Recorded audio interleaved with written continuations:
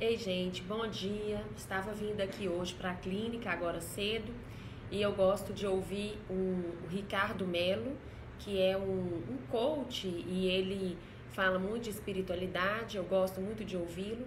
E ele no Instagram gravou um vídeo falando de um provérbio zen que fala assim: não deixe que uma única árvore te impeça de ver toda a floresta. E ao ouvi-lo, só me veio à mente o que está acontecendo atualmente em relação à episiotomia, que é aquele procedimento médico feito no períneo para ampliá-lo durante o nascimento. A gente sabe, né, que desde 2003, que a literatura já é muito clara de que a episiotomia deve ser feita de forma restritiva e não rotineira. O que seria restritiva? Apenas em alguns casos, mas a literatura também não é clara em relação a quais casos específicos se beneficiariam. Existe uma subjetividade muito grande ainda na indicação. E aí a gente vai ver médicos que fazem mais e médicos que fazem menos. E a gente já começa a encontrar médicos que não fazem. Hoje a gente ainda não tem respaldo na literatura para contraindicar o procedimento completamente. Falar que 100% dos partos devem ser feitos sem episiotomia. E por que eu estou associando esse provérbio zen, né, à episiotomia? Porque eu tenho recebido com alguma frequência pacientes que estão muito frustradas com seus partos por ter sido feita uma episiotomia.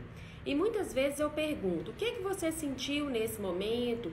Ou como que foi o seu parto? E no relato dela, muitas vezes ela se sentiu respeitada. O médico conversou, o médico perguntou, achou que seria necessário. Às vezes essa paciente até conversou com o médico antes, no pré-natal, e ela consentiu que fosse feito caso ele achasse necessário, mas ela se frustra.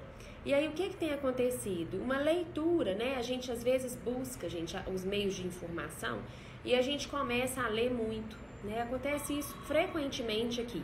E a gente lê, começa a ler que a episiotomia é uma violência obstétrica, que é um desrespeito à mulher. E aqui eu não tô querendo defender o procedimento de forma alguma, tá? Não cabe a mim, no parto, dizer se deveria ou não deveria ter sido feito, porque eu não sou médico obstetra, eu não sou enfermeira obstetra, eu sou fisioterapeuta. Então cabe a mim falar da funcionalidade desse assoalho pélvico após o parto. Então o que eu falo para as mulheres, quando elas me ligam, quando elas vêm aqui, vamos avaliar o seu assoalho pélvico. Por quê? Aí vem a história: não deixe que uma única árvore te impeça de ver toda a floresta. Muitas vezes não é um procedimento como a episiotomia que vai tornar esse períneo não funcional. Então a gente pode ter períneos que são extremamente funcionais ainda que tenha sido feita uma episiotomia. Ou o contrário também pode acontecer. A gente pode ter períneos que não são funcionais e íntegros e que às vezes não teve nenhuma lesão. Então, no meu ponto de vista, a gente não pode pegar a episiotomia e crucificá-la, né, da forma como ela está sendo crucificada. Eu acho que a gente pode sim crucificar uma episiotomia que seja rotineira, que seja para proteger todos os períneos, porque isso já foi há muito tempo mostrado que a episiotomia não deve ser feita para proteger o períneo de todas as mulheres.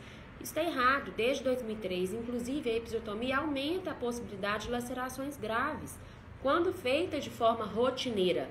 Significa que quando restritiva aconteça isso? Não. Inclusive, uma meta-análise publicada esse ano, comparou episiotomia restritiva versus ausência de episiotomia. E a literatura começa a mostrar que não tem diferença entre fazer restritivamente, né, ou fazer ou não fazer. Então pode ser que no futuro a recomendação seja nunca faça, mas no presente ainda não existe essa recomendação pelos principais guidelines internacionais. Então não estou querendo dizer que se tem ou se não tem que fazer, estou querendo chamar atenção para vocês para a função do assoalho pélvico, para a gente olhar para o que tem que ser olhado em termos de função: força, resistência, controle, coordenação. Eu vejo que muitas mulheres, elas falam assim: não, então minha vida sexual vai acabar. Às vezes já vai para a primeira relação sexual com tanto medo e com tantos significados embutidos ali no que ela leu, e que às vezes ela leva isso para a vida dela. E será que precisa, né, levar tudo isso para a vida? Então a gente precisa filtrar, sabe? Entender que para aquela mulher o que aquilo significou e trabalhar isso. Pode ter significado sim uma violência? Pode. Pode ter significado sim um desrespeito? Pode. Pode ter impactado muito negativamente na vida sexual? Pode. Mas será que vai acontecer isso com todos os casos? Não é o que eu tenho visto na minha prática clínica. Eu acho que isso precisa ser ponderado. Então a dica é: converse com o seu médico, com o seu enfermeiro obstetra sobre esse procedimento, né? E cuide do seu períneo para evitá-lo, né?